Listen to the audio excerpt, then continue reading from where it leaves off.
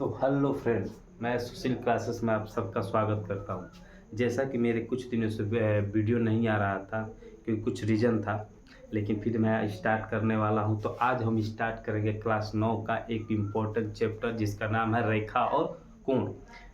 लेकिन उससे पहले देखिए, बहुत से लोगों को हम देखे हैं कि इस चैप्टर को छोड़ देते हैं क्योंकि ये बहुत से बच्चों को समझ में नहीं आता है। ठीक है, लेकिन इसका रीज़न है कि समझ में क्यों नहीं आता है, क्योंकि रेखा और कोण पढ़ाने से पहले हमें बेसिक चीज़ जानना ज़रूरी होता है। लेकिन बहुत से लोग होते हैं कि बेसिक बताते नहीं है, सीधे क्वेश्चन कराने लगते हैं जिससे कि हमें समझ में नहीं आता है। तो इसीलिए रेखा और कोण करने से पहले हम उसमें बेसिक जानेंगे कि कौन सा कोण क्या होता है, कौन सा कोण क्या नहीं होता है। आज उसी टॉपिक पर बात करते हैं, एक शीर्षाभिमुख कोण कि शीर्षाभिमुख कोण होता क्या है। तो सिंपल चीज़ें देखिए,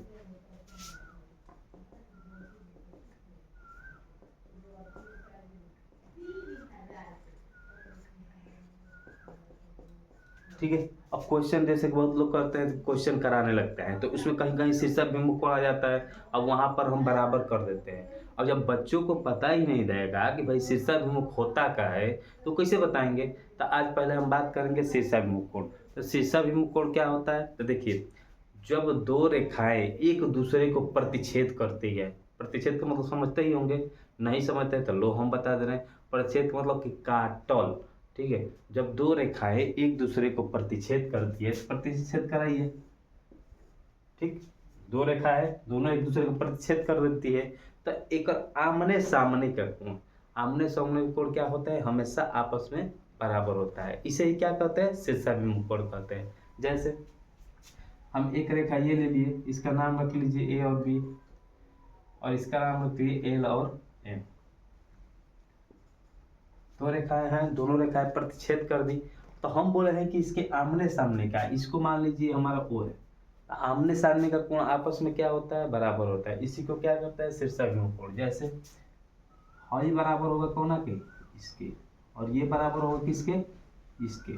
ठीक है, अब ऐसा सिचुएशन जहां भी क्वेश्चन में आए तो हम अपने हिसाब से, अपने मन से दोनों एंगल को क्या कर सकते हैं, बराबर कर सकते हैं। अब यही सब नहीं बताते हैं, डायरेक्ट आ जाता है क्वेश्चन में तो बच्चे समझ नहीं पाते हैं। अब जैसे इसको लिखना होगा तो देखिए, यहाँ से एक एंगल बन रहा है तो एंगल ए ओ एल।